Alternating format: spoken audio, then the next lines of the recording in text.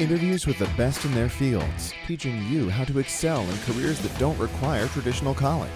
You're listening to the College Alternative Podcast. Insider tips and advice, straight from the experts. And now, here is your host, James Christian. All right, guys, thanks for tuning into the College Alternative Podcast. So today we're on episode 7, and we're talking with Justin Jacobs. He is the Director of Media Relations for Union Pacific Railroad for the western side of the United States. Today, he gets into careers that Union Pacific offers, such as being a train conductor, so i.e. driving the trains on the tracks, working in the yard, all the different careers that Union Pacific offers. And there is a huge amount of career opportunities that Union Pacific offers. And he also talks a little bit about how Union Pacific is very, very friendly towards hiring veterans too. So if you're a veteran out there, Union Pacific is definitely an option for you guys. So stay tuned and enjoy listening to the College Alternative Podcast. Later, guys. Hello and welcome to the College Alternative Podcast, the podcast that shows you how to excel in careers that don't require traditional college. So today we have with us Justin Jacobs. He's the Director of Corporate Relations and Media for Union Pacific Railroad. How you doing? I'm doing great. Thanks for having us on here. Oh, awesome, man. Well, thanks for coming on, dude. Thank you very, very much. So you're the Director of Corporate Relations for Union Pacific. And Union Pacific, correct me if I'm wrong, is one of the largest railroad companies in the United States, if not the world, right? Yes, we're one of the largest Class 1 railroads, and I'm actually the media director here in the Western region. We're broken up into three regions. Basically, we serve communities and states, 23 of them, west of the Mississippi. And so I happen to have the Western region territory, which includes the western 8 states. Okay. And then what is your background specifically? How did you become director? Were you initially running I guess a train initially, or how did you come on? No, actually, Union Pacific is very, diverse, not only in employees, but diverse in job type and pretty much everything that we do. Commodities we carry, everything, pretty diversified company. I've only been with the company about 6 months. Oh, really? Okay. Yes, I did 12 years in the military initially in public relations, the public relations field for the Marine Corp. And this was my first job outside of the military. Nice. Okay, so does Union Pacific like to hire military then too? Absolutely. They're an extremely military-friendly company, and recently were voted, as I want to say it was in 2015, somewhere near a quarter of their hires were former military of some sort. Oh, that is awesome.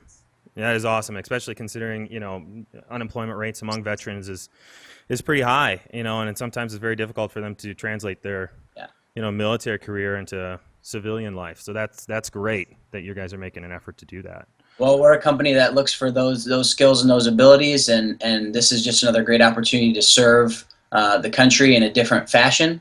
And so it was a great direct transition for me. And then I can I would imagine it is for several of the other service members as well. So awesome. Well, okay, so specifically talking about Union Pacific here, you guys are, correct, okay, you guys are the largest railroad company, cargo railroad company in the United States then? We are one of the biggest Class 1 railroads, yes. Now, you say Class 1, so what is that? I had a feeling you're going to ask me that. Oh, no. Yeah. We'll have to edit it out because I don't know how those break down and all that yet. Okay.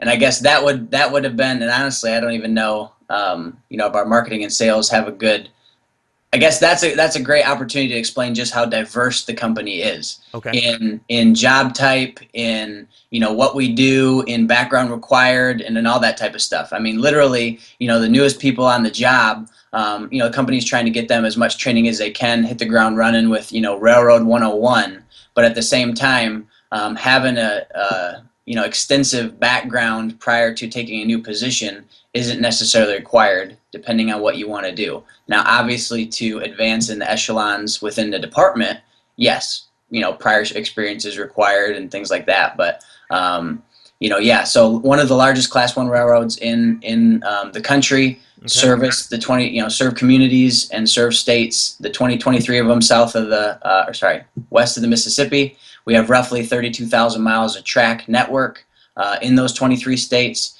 And then we serve roughly 7,300 communities throughout those states. And, our employees are community members in those communities. We definitely have different hubs, or what we call service units, throughout our network, and those can be found, on our website on up.com. But we have a lot of other smaller areas and opportunities and locations for employment as well. Mm-hmm. And I think I would encourage anybody to look at the railroad system. And I like the railroad system personally because my entire family, back generations, have worked for railroad companies, from conductors to landline. I'm actually the first generation that hasn't worked for the railroad.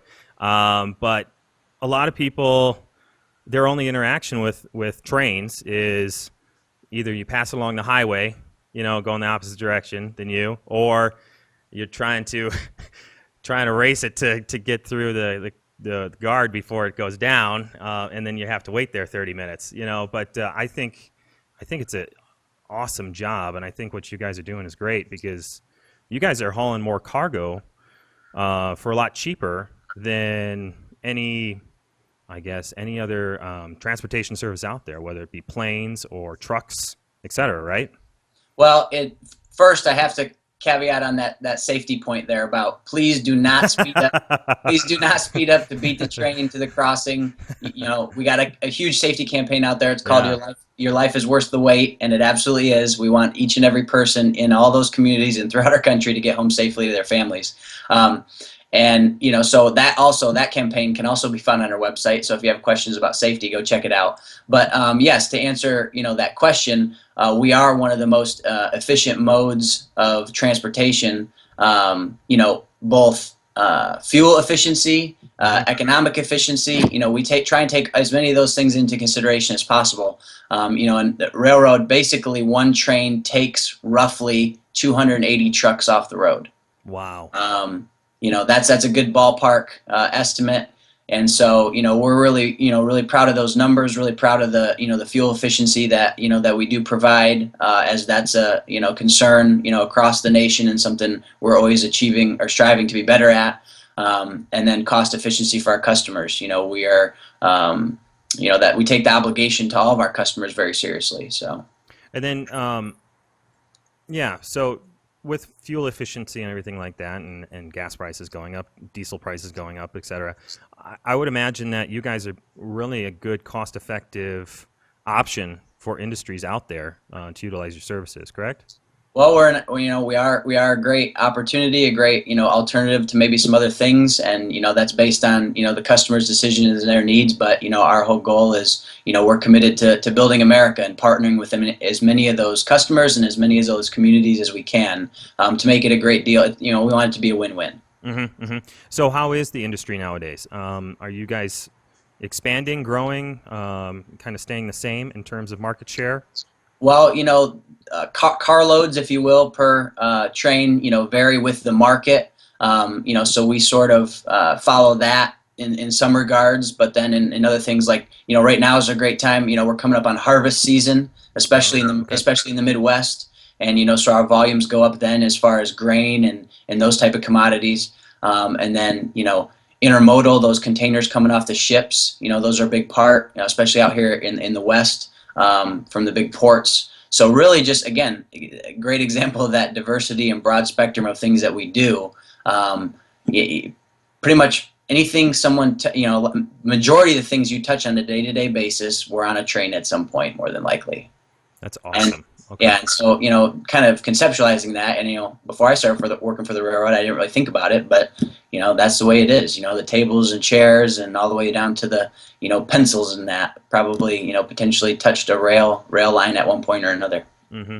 And then, so how are you reinvesting in the infrastructure of the rail lines? So the government's not in charge of the rail system or in charge of putting money towards infrastructure, are they? We're regulated by the Federal Railroad Administration. Okay. But as far as, infrastructure and investments like that, no, being the corporation that we are, we invest significantly in our infrastructure on our own, as well as, with the grants and different opportunities they have through the state and federal level opportunities. But, for the most part, just over $120 billion in California, $120 million in California alone. We invested this over 2016 in our infrastructure, and that's broken down by each state. So we have state fact sheets. So if somebody's interested in what we do per state for the per capita for their state, whether it be number of employees, amount of rail line, amount that was invested, all that can be found on our website as well. If you go to up.com and then dig into the regional locations, we have state fact sheets out there, and they can find out all that information. And then kind of point it back towards what you're talking about, the job opportunities. It's up.jobs. Is the website where anybody can go out there looking for opportunities with our company. That's how I found the job that I'm currently in. Actually, my wife found it and told me I should apply. She told you, huh? Yeah. Well, she encouraged me. Oh. And, so I went out to that website, and the good thing, what I really appreciated, when I was doing the onboarding process was, the way they broke it down. It talks about the location you'll be in, where the job is. It talks about potentially what you'll be doing, and it outlines all those criteria. As most the job descriptions out there do, but it lays it all out, very straightforward, easy to use. So you just go out there and submit your applications, and then our HR department takes a look at it and kind of whittles things down. But it's a great opportunity. Mm-hmm. So that's. Okay, so in terms of infrastructure, you guys are reinvesting. You guys are hiring a lot of military veterans out there, and you're in 23 states, you said? Yep, 23 states west of the Mississippi. Yep. So a lot of different opportunities that you guys provide for your employees or for applicants. Right. So starting out, in terms of this podcast and everything like that, with not requiring a traditional college degree. What do you guys have categories that don't require traditional college? Well, we have a variety of things to choose from. We have jobs in operations, mechanical, engineering, maintenance, track work, IT, management, things like that. And some of those jobs can just require certificates or on-the-job training. Other of those jobs can be just entry level, where you have just the basic requirements, high school diploma, GED, things like that, and then obviously management and upper level positions, will require different degrees. But so the opportunities are vast, and so if you have questions about it, I would recommend going to the site, checking out what jobs are available in your location, and then those will spell out all the credentials and criteria that you need for that specific job. Now, if you're looking for something else, again, on the website, kind of poking around, looking at the different opportunities, they'll be able to tell you, if you're not qualified for this one, well, maybe instead you qualify for that one. Okay. If that makes sense. No, yeah. And so what we were talking about before we started recording here, you were mentioning something along the lines of a sort of a pathway to getting hired, or a sort of job training for applicants. What is that all about?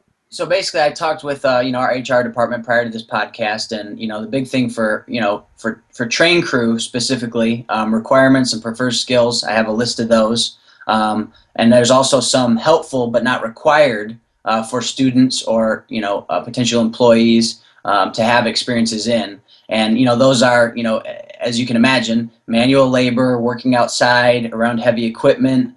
Potentially working odd hours or being flexible to working at different times, because we are a 24/7, 365 operation. And then working in a safety-sensitive environment. That's extremely important to us. Safety is a top priority for Union Pacific, as I can imagine it is for all the big companies like us out there. That's why we invest so heavily in our rail infrastructure every year. So that way we're doing our due diligence, making things safer. And always looking for opportunities to increase and enhance that wherever we can. But some of those things, basically from the date of application, in the prior 36 months, obviously you can't have any alcohol or drug related convictions. in your state and how they kind of dictate those. Those are kind of a given, but we like to mention those up front. Have to be 18 years of age or older, have a valid driver's license, authority to work in the United States without company sponsorship. Applicants for this portion must pass a pre-employment test in English, and then conduct an interview. And once they've granted that, pass that test, they get the interview. Develop and maintain positive working relationships with coworkers, supervisors, contractors, etc. That will come, as you get rolling into your position. And then ability to communicate effectively, as well as the physical ability to do whatever the job requires. Mm-hmm. So those are, that's the basics, the bare bones. So basically, be in good standing with local law enforcement, at least 18 years of age, valid driver's license, U.S. citizen, and being able to maintain a positive working relationship and attitude, work well with others, articulate yourself, and then again, given the job, physical abilities, because if you're out there, hammering on spikes or laying down rail or doing some of that more intensive labor, some people just don't want to do that, and that's fine. And then there's preferred education and training skills, kind of to advance or elaborate on those basic skills. Attending and understanding, key pieces of spoken information. What that means is basically like our dispatchers. When they're telling the trains where to go and coordinating all that, they have to understand a certain language, if you will. I mean, the military was its own language. Trains are another language. You have to be able to know and understand what they're talking about. So it's almost like aircraft controllers. Yes. Yep. Very similar to aircraft controller. And that's what you'll find as I did when you start with the railroad. Like you said, you don't think about it in the day-to-day unless you're employed with them, kind of what goes on with all those operations. So there is a lingo, there are certain terms that mean things, and it's important to know those things as you go along. But again, having that basic understanding, or, basically the will to, want to learn to begin with is kind of what it takes. And then we kind of help build on top of it from there. So those are some of the, like I said, the basics. Obviously, the I guess employment right out of high school and some of those skills, you don't necessarily need anything more than general level education or a certificate for, would be more in the realm of the train crew, potential operational paths, depending on what level you're looking at, and then maintenance away. Those types of things that are out there in all our locations in those 23 states. Yeah, so let's talk about the train crew for a little bit. Engineers, conductors, brakemen, that sort of thing, right? So, yeah. So there is an opportunity for people directly out of high school to get into these programs, to work on the train and actually to essentially drive it from point A to point B. Yeah. So what kind of training are you looking for something like that? How can a person really look good on an application for you guys? Well, the best way to start that whole process is, get on our website and reach out to a local, recruiter or somebody in the area there that can break down the actual specifics. But for me personally, just like I've figured out what I was qualified for, when I looked at the job description, read through, those basic requirements, and then kind of went from there. Now, there are other things, depending on what you apply for, that they're going to want you to do, but that's all pretty well spelled out. Not being in the HR field, that's a little bit tougher for me to answer, and that would be potentially if wanted to do a follow-on interview or something like that. I was hoping to have one with me, but not being able to do this in the office kind of made that a little bit challenging. But at the same time, if we're looking for a little bit more detailed specifics on that, that is a question I will go back and ask, and you and I can keep in touch in regard to that. Yeah, absolutely. Yeah. Okay, so you get hired on as an engineer. Is there kind of a career path then? Do you get hired on as an engineer and then you become a conductor, or how does that all work? Is it all separate career paths? For most of our career paths, they're progression type.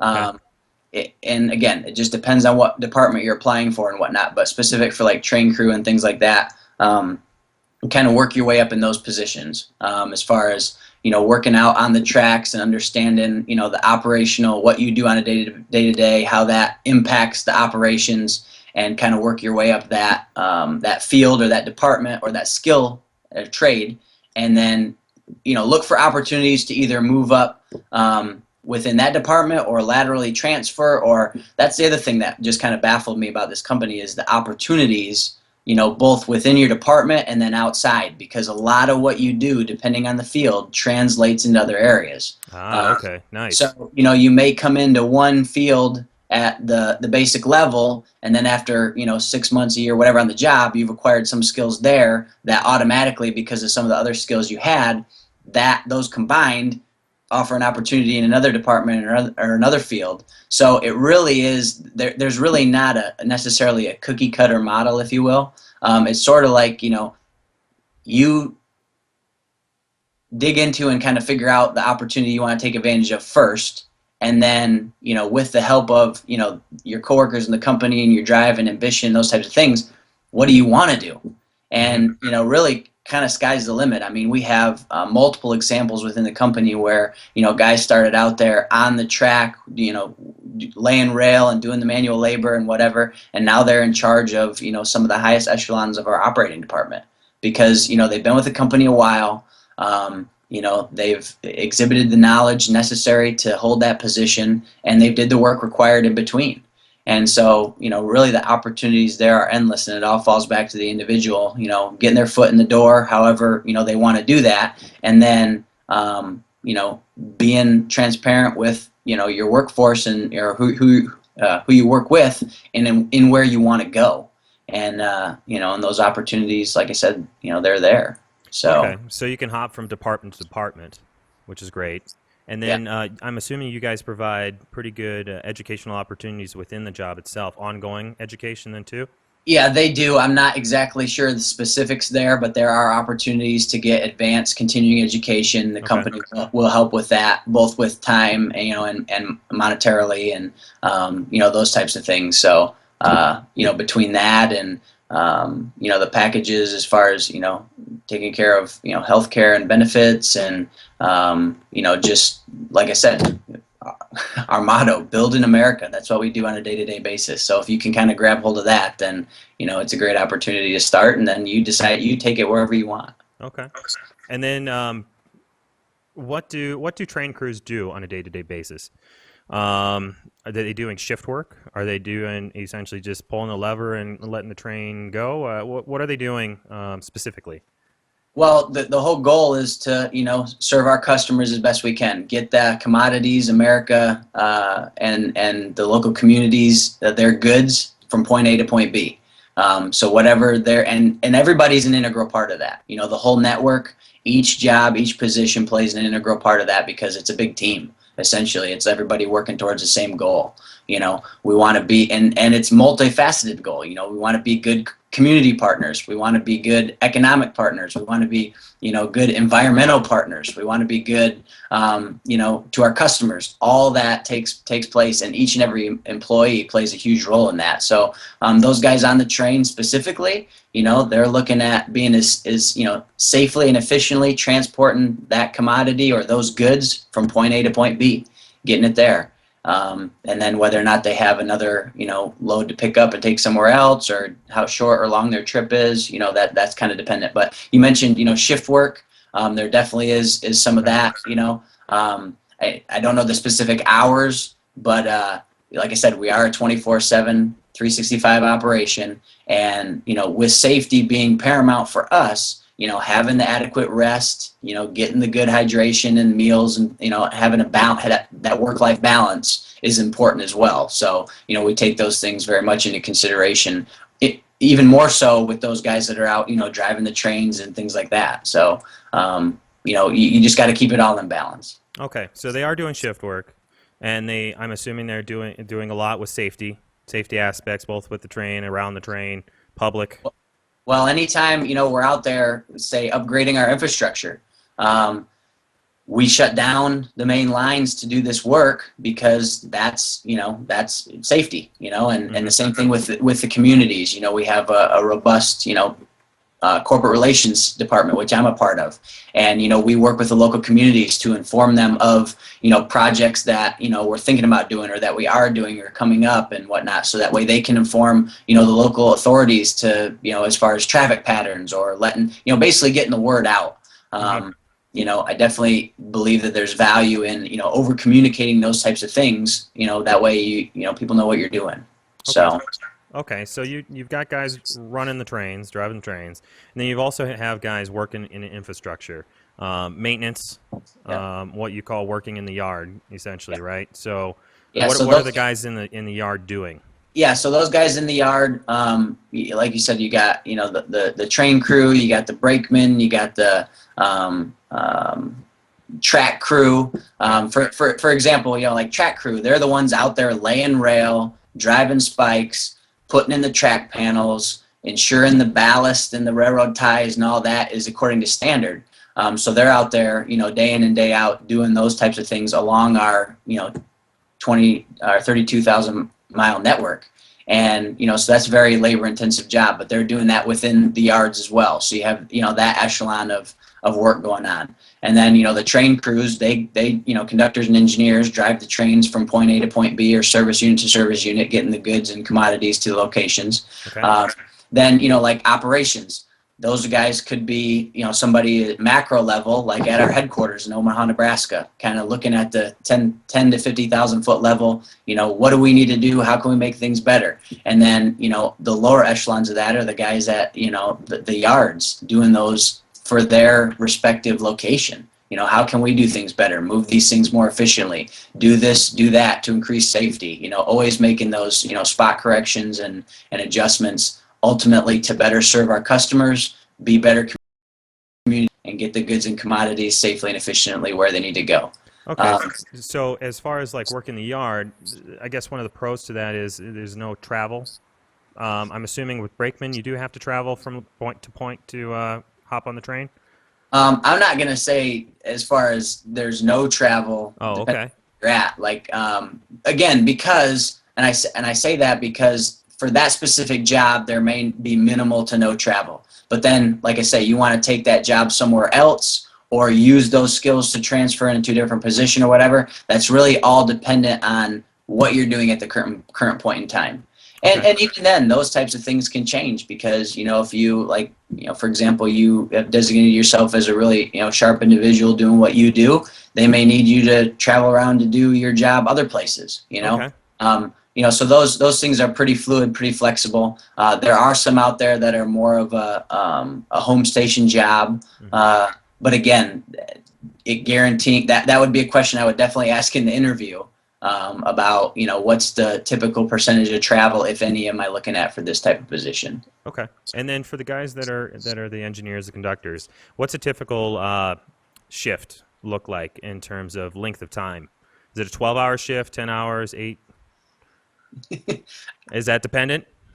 Well, no, I'm sure they adhere to whatever the federal regulations are. Oh, okay. Okay. And being that I don't do that as my specific job, I'm not as familiar with those rules and regs. A lot of that information, if you're looking for background information on, what that would entail, the FRA website out there on the internet, they'd have some of that stuff, their rules and regulations. Because again, the reason they have those things in place are all geared towards safety. Because we want everybody to do their job in the most safe and efficient manner as possible, with safety being first. And like I said, those jobs specifically are the ones that are at the forefront of the safety effort because, it is a serious business when you have, a big, long train of cars behind you and you're responsible for that. Yeah, a lot of inertia coming in. You can't stop that thing very quickly. Oh, and that's kind of one of the facts people don't know is that, the average train, it takes the average train running at 55 miles an hour, roughly a mile to stop. Wow. So it's not like slamming on the brake. I mean, that's why we emphasize safety so much, especially in regard to the communities and around crossings, because people don't realize that. It's not like slamming on the brakes to your car. And in addition to that added time-space difference, you can't swerve out of the way. You're on those rails that's Yes, going in that straight line. And, you think about that, and it is kind of funny. You think, well, no kidding. But it does, and the more you think about it, it's like you just take those things for granted sometimes in a car because you can you perform an evasive maneuver. There's no such thing as evasive maneuver in a train. So, you know, you need to, and so that's why the inductor or the conductor and engineer jobs are so important, because they need to be thinking about those types of things, and they are. I mean, we have, you know, super professional crews, but that's a big responsibility. And they got to be thinking about that way in advance, minutes in advance versus just seconds. Right. Yeah. And talking about wages here and benefits for your company here, how does your company compare with the general industry and the general workforce? You know, from a personal perspective, they do great. I mean, it depends on it depends on what you're looking for. And if you're in agreement versus a non-agreement, you know, labor union versus non-union. So all the specifics are different. But overall, you know, like they're one of the few out there that still has some of the packages available that we've sort of seen kind of lean off throughout the economy. Yeah. You know, that are still out there and available. Yeah, a lot of companies are cutting benefits, you know, because they can, you know, and the you know, employees are very transient because of that. But with you guys, it's awesome if you're able to retain employees due to wages and benefits. You mentioned maybe a difference between bargaining unit members and non-bargaining unit members. I'm sure. Is that dependent upon the job that you get too? It does. It does. And those will be clearly, you know, specified and labeled, kind of detailed out there in the job description when you're applying for those, you know, online or looking at the applications or whatever. That will be in there too. So I don't have the details and specifics on those, but that will be identified in the job description. You won't be guessing at what it is. Okay. And then as far as certifications are concerned, and you know, talking about engineers and conductors of brakemen and working in the yard, not like the macro level working in HR, but the guys kind of actually operating the trains. Are there any specific certifications? I know, you know, referring to an application and everything like that, but are there any specific certifications that a person can go out to, say, a community college and get, or is that a lot of on-the-job training for certifications? My assumption would be, you don't never want to assume things, but depending on, I would say that has to be job dependent. You know, that's going to be job description dependent. The things that I laid out a little bit earlier about the required education, training, experience, and skills for the basic train crew are just those very simple things to perform those, I guess, those higher technical, a little bit higher level jobs. Now, that's not to say that once you get in on the entry level, you can't do those things quickly and get some of that on-the-job training and some of those courses and certifications out of the way quickly. And, you know, that would be why I would say, you know, get on the website if you're interested in a job, you know, contact the person that's associated with that location and ask those questions, because, you know, without a doubt, there are things that you can do and be proactive about to either put yourself in a better position to get that job or kind of lead up to doing it, kind of put yourself in a position to be ready when it does open up, if that makes sense. Yeah, no, networking's huge. Yeah. For you guys, right? Okay, excellent. And then how competitive is it to get with you guys? Is there a long waiting list to get hired on as a train crew? Are a lot of people applying to get with you guys? HR reps would have a little better of those numbers as far as stats right now, but you know, I don't doubt it's competitive out there. I know, you know, my interview was, but at the same time, that's location dependent and job specific as well. Because there, you know, are certain jobs out there that are more sought after than others. There are certain locations that are a little more sought after than others. So I kind of hate a little bit. Part of me, you know, feels bad reverting back to the situationally dependent answer, but, you know, more or less, you know, that is the case. And that's why I definitely advocate for our website is a great tool, both up.com and up.jobs. The search tools in there are really helpful, both just from an informative standpoint, but also for answering questions and then potentially linking you up with a person who can answer your questions. Yeah. So yeah, and I would assume maybe it's almost like welding. Maybe the more remote the location, you know, the less competitive it is, and maybe you can get your foot in the door. Right. Yeah, you do your time in, and you move on to another location. So if you're willing to be somewhere that maybe not necessarily everybody else thinks is the place, you know, it might be a little bit easier to get, you know, like you said, get your foot in the door.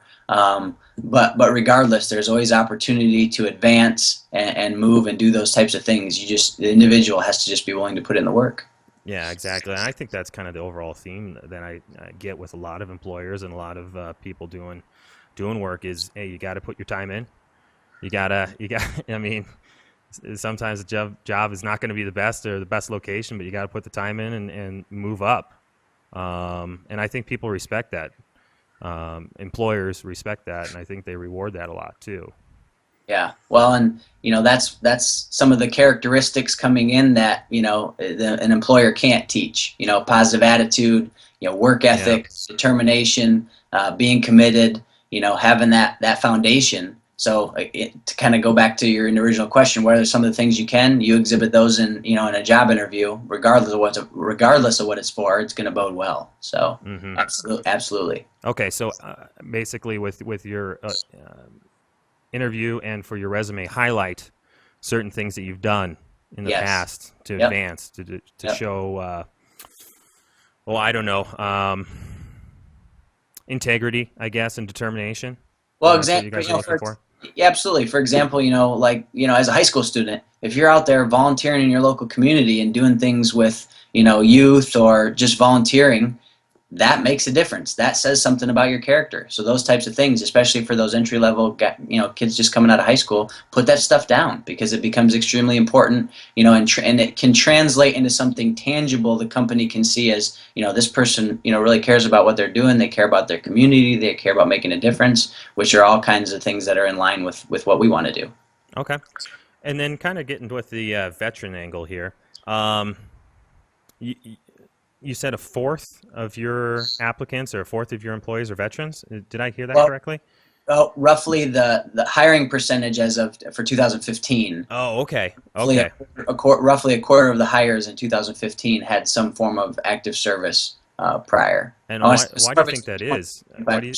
Are you guys doing a hiring campaign among veterans, active hiring campaign, or is just word getting out among the armed forces that Union Pacific is a good place to work? Well, I think it's, personally as a veteran, I think it's a combination of both. You have service members out there that are looking for opportunities. You have employers, us being one of them, that, are looking for individuals with that type of work ethic and, that background. And, also some of those jobs from the military, especially those more, manual labor type jobs, directly translate or work well in comparison to some of the jobs we do, and the requirements are already there. So I think, it seems like a good fit. And then even at kind of the next level with, what I do in public relations, coming out of the military, I didn't even think of until I was shown this opportunity. I didn't even know it was out there. So I guess my advice there is, just do your research and, comb through it. If you aren't happy with the 10 that you find, go back out there and look for more, because they're there. Mm-hmm. They're there. So okay. you just gotta put yourself out there. But yeah, that absolutely is a great point. Yeah. And what kind of MOSs are really good for military? Oh, well, for hiring that translate over into Union Pacific. Yeah. So that's a military occupational specialty for you non-military types. Yes. That's good. I'm surprised. That's awesome. Well, I pulled that out of my my hat there. So yes. It is a big spectrum. Okay. That again, really anything applies at certain levels. Even like you're out there, your basic, infantry guys. We have jobs, in our company that, I would recommend they try and apply for. And so, like I said, it doesn't necessarily matter what you did. It's articulating and translating that onto your resume for whatever job you're applying for, and then being able to make those connections in an interview, to articulate how it does translate. That's one of the things, I personally, thought I was going to have, and it was a challenge, but really hard time translating some of those things. But you do as best you can on, the verbal the written articulation. And then when you get in, in the interview, that's when you talk about it and really make those comparisons. And, by doing your research prior to will really help benefit you. So I didn't say there's, every MOS. Okay. This company, I mean, we have roughly 45,000 employees throughout the whole company. So you'd be hard pressed to find something that somebody doesn't qualify for, So really the opportunities and options are endless. Like the military has tons of different career fields and tracks. The railroad has a bunch of different career fields and tracks, both tracks in work, what you work and track. Yes, a railroad joke there. There you go. Nice. I think that's a big common complaint or a big common theme is just translating your military occupation and what you did in the military to, I guess, corporate life, Right. and becoming attractive both on a resume and in an interview with an employer. Well, and I would say, again, being a former veteran and one who did that, utilize those tools they give you or put you through on the way out of the military to take full advantage of that, because they have people internally that will help you articulate both written and verbally what you did. And so take advantage of that, because it is tough. It's a very competitive environment. Communities have resources like that as well, but take advantage of those opportunities that are afforded, before you leave, and it can be extremely beneficial. Okay. Well, cool. So it sounds like your company is a very big one. It's very diverse. Yes. A lot of good entry-level jobs for people coming out of the military, and it sounds like you guys are very, very supportive of veterans, hiring them, and also people coming directly from the high school level. And you provide training, provide education, get their foot in the door, and then it sounds like the sky's the limit, essentially, if they're determined and if they get a good name for themselves. Right. Yeah. You're willing to come in, get in and start working with us and do a good job. Absolutely. Okay. Well, wonderful. Well, thank you very much. Hey. Yeah. No, I appreciate you having us on here. And like I said, if you ever want to dive into one or two of those more specific areas or talk to somebody else, just let me know. But no, I appreciate you having us on. And, I just encourage anybody out there that's listening or sees this to, don't hold back. Check out, up.com and then go to up.jobs and do some searching around and ask some questions, because being a 23-state network west of the Mississippi, we have a lot of resources, and probably not too far you can go and find somebody that knows a little bit more and can answer some of your questions. And there's great opportunities out there. So and I'm assuming don't hesitate to call HR and talk with them a little bit about jobs that you're interested in, right? Yep, absolutely. There's should be numbers on those job applications, or somebody you can email, and absolutely take advantage of those resources. Yes. All right. Well, wonderful. Again, for all you listeners out there, we're going to put all that stuff in the show notes as well. So all you need to do is scroll down and look. And if anybody wants to get a hold of you or HR specifically, where can they go for that? My number's out there on the website, because I'm the media director. Everybody can find me. And as far as HR, I don't know that they have a general number. I'd refer people to the website there, depending on which department they're looking at. Again, a lot of tools, a lot of resources on our website. So. All right. Well, thank you very much, Dr. Jacobs. I do appreciate you sitting down. No problem. Thanks a lot, James. Appreciate your time. Okay. Thanks. Yep. If you like what you heard, guys, click that like button below, subscribe to the channel, and also go to collegealternative.net. There we've got plenty of other episodes that we're adding to weekly, and we've got plenty more down the road here of very interesting careers for you guys to choose from. So stay tuned, and we'll see you next week. Later, guys.